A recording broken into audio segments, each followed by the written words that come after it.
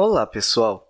Nesse vídeo, você irá reconhecer a congruência dos ângulos e a proporcionalidade de triângulos. Para começar, eu vou desenhar aqui brevemente um ângulo de 75 graus, no sentido anti-horário. Então, eu clico OK e eu tenho esse ângulo. Vou desenhar agora mais outro ângulo. Vou colocar o mesmo valor, só que dessa vez eu vou colocar em sentido horário. Veja, o conceito de ângulo congruente é bem simples. Ângulos congruentes são aqueles ângulos que possuem o mesmo valor. Esses ângulos aqui são congruentes, pois eles possuem a mesma medida, o mesmo valor, que é 75 graus. Vamos agora a um outro exercício. Então, o primeiro triângulo eu vou fazer aqui. Esse é o primeiro triângulo, fazer o segundo triângulo aqui, e vou fazer o terceiro aqui na frente. Veja que esses três triângulos eles possuem ângulos congruentes. E uma forma da gente verificar isso é sobrepor esses três triângulos. Então, veja, estou colocando o ponto D sobre o ponto A, e vou agora selecionar o terceiro triângulo para colocar o ponto G sobre o ponto D. Veja que o ângulo é o mesmo nos três triângulos. Esses triângulos aqui, eles foram ampliados. O primeiro triângulo, que é o ABC, ele foi duplicado. Então, nós temos aqui que DEF é a ampliação do ABC. Assim como o GHI também é a ampliação dos outros dois. Aqui a gente vê o triângulo de um tamanho, a gente vê aqui ele duas vezes o tamanho dele original, e aqui nós vemos ele 3 vezes o tamanho dele original. Em caso de ampliação ou redução do triângulo, o ângulo permanece o mesmo. Dessa forma, nós poderíamos dizer que triângulos com ângulos congruentes são ampliações ou reduções uns dos outros. Bom, isso é tudo. Olá, tudo bem com você? Eu espero que sim. Nesta aula, nós trataremos sobre ampliação e redução de figuras planas, ou seja, um conteúdo que está dentro da geometria. E para esse conteúdo, nós vamos tratar do conceito de proporção, que nós vimos na aula anterior, que não era de geografia. Então, se você quiser saber mais sobre o conteúdo de proporção, você pode acessar lá. E aqui nós vamos ver um pouco também, mas dentro da geometria. Então, vamos lá. Vamos refletir, então. Você que está aí assistindo, identifica figuras planas? Imagino que sim, né? Consegue identificar, ampliar ou reduzir alguma figura, mantendo a semelhança, ou então identificar qual imagem está mostrando uma figura ampliada ou reduzida? Muito bem. Então, primeiro, antes da gente começar, vamos só relembrar o que é uma figura plana. O que é uma figura plana? É uma figura que eu não consigo pegar. Se eu pegar uma caneta, um papel aqui, fizer uma figura, isso é uma figura plana, tá? Ela é bidimensional, ela só tem 2 dimensões. Isso vocês já estão acostumados, né? Não é tridimensional. Então, vamos ver alguns exemplos que vocês já conhecem. Essas daí são exemplos de figuras planas, algumas que a gente vê mais, outras menos. Mas tem triângulo, losango, quadrado, trapézio, pentágono. Isso daí vocês já estão acostumados. É só para a gente relembrar o que seria figura plana. Agora, nós vamos pensar em ampliação. O que é ampliação? Então, olha lá. Ampliação é o processo de aumentar alguma coisa, mantendo-se as mesmas características. Isso é a parte mais importante. Quando ampliamos uma figura geométrica, por exemplo, obtemos outra maior, com medidas dos lados correspondentes proporcionais. Aí que entra o conceito da proporção. Vejamos aqui um exemplo só para ficar mais claro. Olha lá. Eu tenho uma malha quadriculada, 2 desenhos de malha quadriculada aí. No primeiro, que é a figura menor, eu tenho um retângulo. e tem ali as medidas desse retângulo. O que eu fiz? A partir dele, eu fiz uma ampliação. Ou seja, eu peguei uma malha quadriculada maior e mantive as mesmas proporções. Por quê? Primeiro que observando, ele continuou sendo um retângulo, só que olha lá, por que ele está proporcional? Porque a parte ali lateral, que era de 10, subiu para que número? Foi para 20, ou seja, dobrou. Se ele dobrou aquela medida, para ele ficar proporcional, ele tem que dobrar a outra também. A outra medida eram 20, também foi dobrado e se tornou 40. Ou seja, isso é uma ampliação, porque as medidas elas foram ampliadas de maneira proporcional. Se eu dobrar uma medida da imagem, para ela ser uma ampliação, eu tenho que dobrar a outra medida também. Se eu fizesse, por exemplo, ali a ampliação de 20 por 30, eu não teria feito uma ampliação corretamente, tá? O que eu faço com uma medida, eu tenho que fazer exatamente o mesmo com outra. Agora, nós temos um outro processo, que é o quê? A redução. O processo inverso da ampliação é conhecido como redução. Quando reduzimos uma figura geométrica, obtemos outra menor, com medidas dos lados correspondentes proporcionais. Então, a regra é a mesma, tanto para ampliar quanto para reduzir. Vamos ver o exemplo para ficar mais claro. Aqui eu já peguei um retângulo um tanto quanto maior, olha lá, que ele tem 40 metros por 80 metros. Muito bem, quando eu vou reduzir, eu preciso fazer isso de maneira proporcional. Se vocês observarem ali a lateral, que era de 40, olha lá a medida atual, foi para 20. E o que era de 80 foi para 40. Será que essa redução está correta? Está mantendo a proporcionalidade? Olha lá, está sim. Porque eu peguei a medida que era 40, dividi por 2, fiz com 20. Peguei a base que era 80, fiz a mesma redução, dividi por 2 e deu 40 e eu mantive. Então, isso daqui, esses dois exemplos, mostram uma ampliação e aqui uma redução feitas corretamente. Então, independente da figura que você vai ampliar ou reduzir, se você mantiver proporcional essas medidas, estará correto. Se em algum momento alguma medida sua não tiver proporcional, você vai desconfigurar. É igual quando a gente, imagina que vocês estão no computador ou no celular, pega uma imagem. Se a gente pegar só a lateral dessa imagem e esticar, a gente não vai estar ampliando corretamente. A gente vai estar deixando ela mais larga só. Assim como se a gente só ampliar, por exemplo, para cima, a gente vai estar deixando ela mais alta, mas não vai ser proporcional. O que é proporcional? Quando a gente pega o cantinho de baixo e amplia proporcionalmente, tanto a altura quanto a largura. Isso vocês conseguem ver bastante a imagem pelo computador, por exemplo, porque desconfigura. Vocês vão perceber que muda as características da imagem. Aqui a mesma coisa, só que com figura geométrica. Então, vamos lá. Agora, vamos identificar. Olha lá. Nós temos, então, um quadrado. E nós temos duas opções, A e B. Qual imagem representa a redução do quadrado? Esse que não tem letra nenhuma é o que a gente vai usar como molde. Ele foi reduzido. E aí, ele foi reduzido pela figura A ou para a figura B?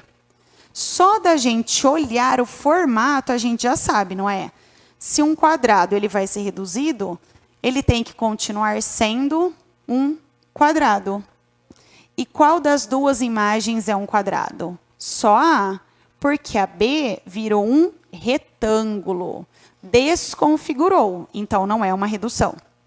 Vamos para um outro exemplo agora diferente. Olha lá, um triângulo.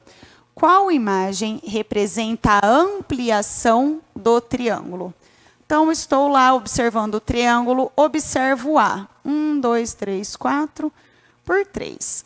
Não é uma ampliação, porque está, inclusive, um pouquinho mais baixo. Se eu olhar o triângulo do B, a gente vai perceber que ele está desconfigurado. Ele não está mantendo a mesma proporção lá do primeiro, então não é.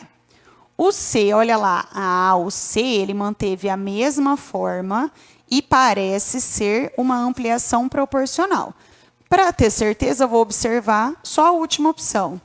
O D, olha lá, o D eu também desconfigurei completamente aquele triângulo.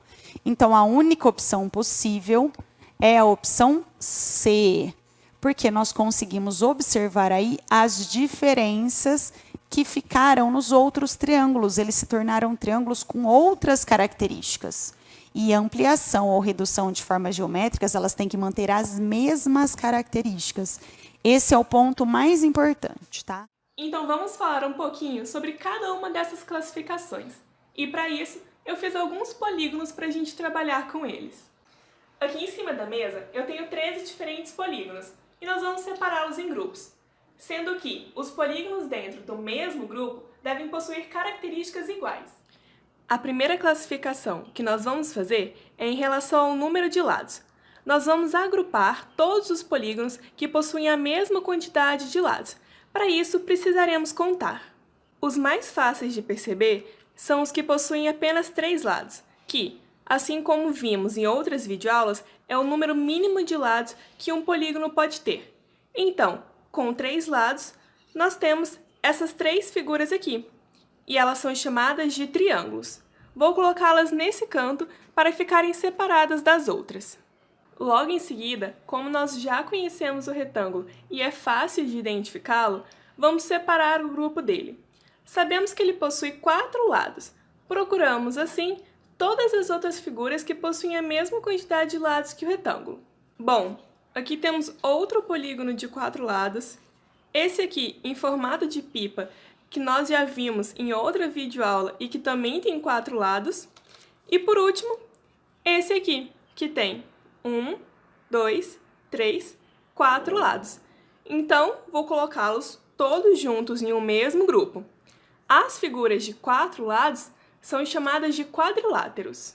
A bandeirinha de festa junina e esse outro polígono são as únicas 2 figuras aqui de 5 lados. Então, elas vão ter um grupo só delas, o grupo dos pentágonos, que são poliedros compostos por 5 lados.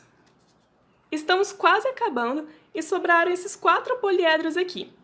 Esse maior do centro é chamado de decágono.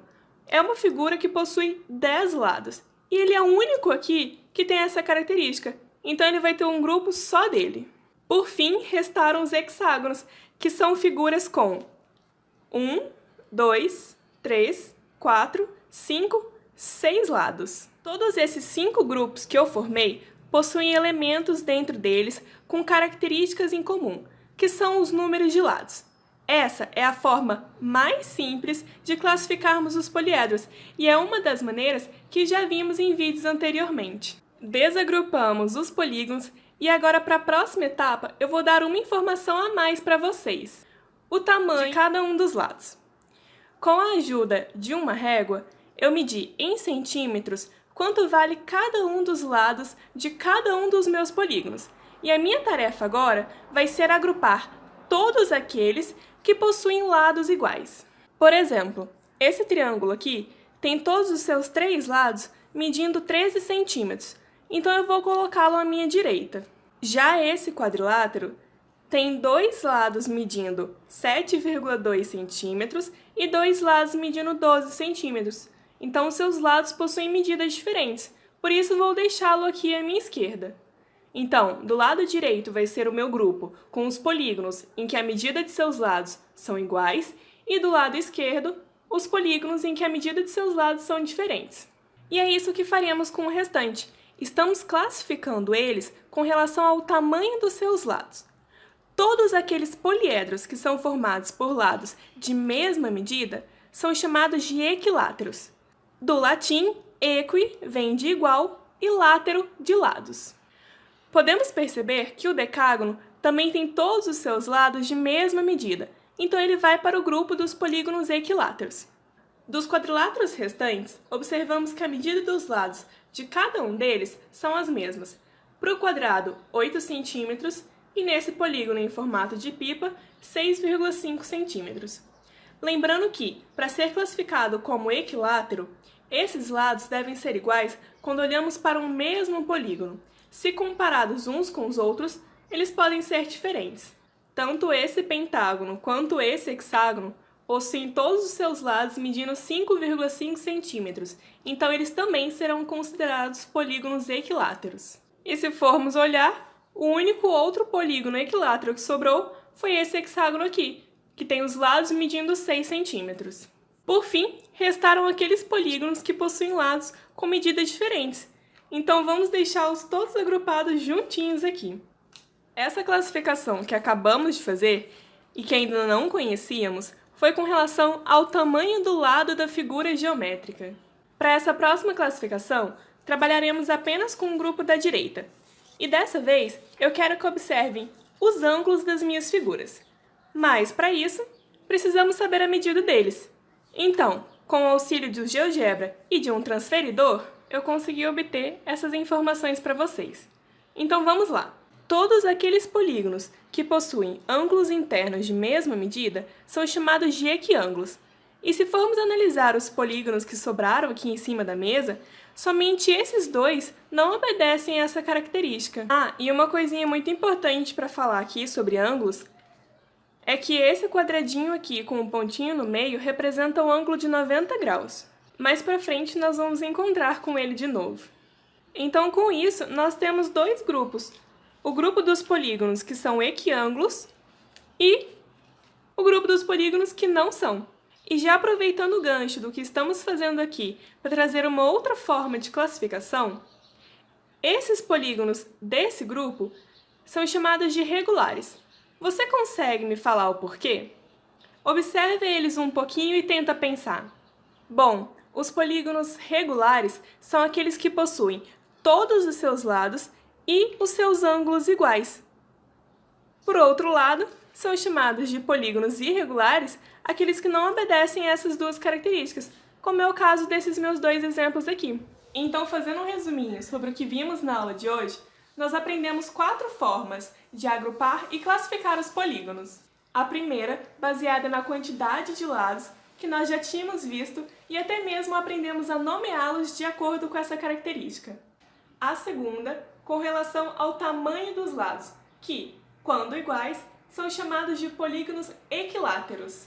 A terceira, que são os que chamamos de polígonos equiângulos, ou seja, todos aqueles que possuem a medida dos ângulos internos iguais. E por último, mas não menos importante, quando um polígono é equilátero e equiângulo ao mesmo tempo, ele é classificado como sendo regular.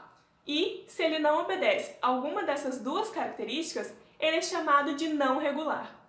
Por hoje é só, galerinha. Exato. E aí, galera, beleza? Professor Thomas aqui. Galera, hoje nós vamos para mais uma aula de matemática, é isso mesmo. E nossa aula de matemática de hoje, a gente vai aprender a classificar os triângulos. Então, nós vamos classificar triângulos. Sem mais delongas, vamos lá. O triângulo é o polígono mais básico, podendo ser classificado pela sua quantidade de lados e pela sua quantidade de ângulos. Quantidade de lados, quantidade de ângulos. Quantidade de lados, quantidade de ângulos. Beleza?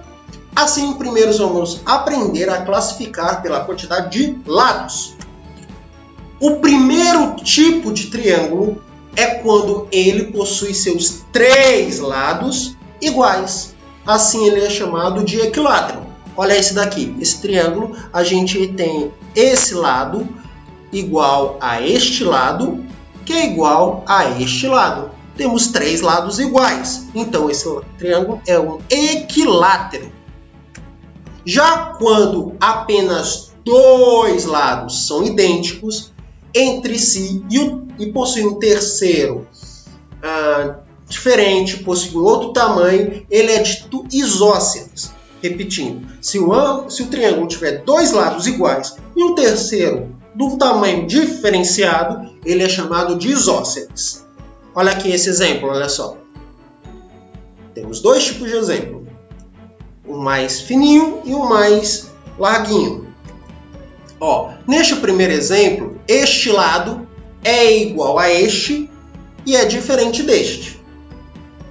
E nesse segundo exemplo, este lado é igual a este lado e é diferente desse. É nítido essa diferença nessa figura, beleza? Então, esses dois triângulos são isósceles, porque possuem dois lados iguais e um terceiro lado diferente. E por fim, quando nenhum dos três lados são iguais entre si, ou seja, todos os três lados são diferentes, nós chamamos de escaleno. Olha só que exemplo. Este lado é diferente deste, que é diferente desse. Três lados diferentes do triângulo ele é chamado de escaleno. Assim nós aprendemos a classificar pelos lados. Sabendo a quantidade de lados, pode-se saber o somatório dos ângulos internos e este terá o resultado de 180 graus. Qualquer dúvida você pode dar uma olhada na videoaula sobre o somatório dos ângulos internos. O resultado é o pertinente para a classificação dos ângulos de acordo com seus ângulos, beleza? Essa classificação se faz de uma forma muito simples, onde se o triângulo tiver algum ângulo com valor igual a 90, se tiver algum ângulo com valor igual a 90, esse triângulo é denominado triângulo retângulo. Esse triângulo é muito importante. Triângulo retângulo é quando tem algum ângulo com grau 90. Aqui está um exemplo. Nós temos um triângulo com um ângulo de 90 graus. Mas, se o triângulo tiver algum ângulo com valor superior a 90, ou seja, se é superior a 90, 91, 92, 93 e assim vai, o triângulo será batizado de obtusângulo. Então, o triângulo tendo algum ângulo superior a 90, ele é obtusângulo. E em situações que todos os ângulos são menores que 90 graus, o triângulo ele se chama acutângulo. Acutângulo é quando todos os ângulos são inferiores a 90 graus. Tranquilo? Todos os triângulos se enquadram em uma dessas três classificações, visto que eles analisam diretamente o tamanho do ângulo, quesito essencial para que haja a formação do polígono triangular.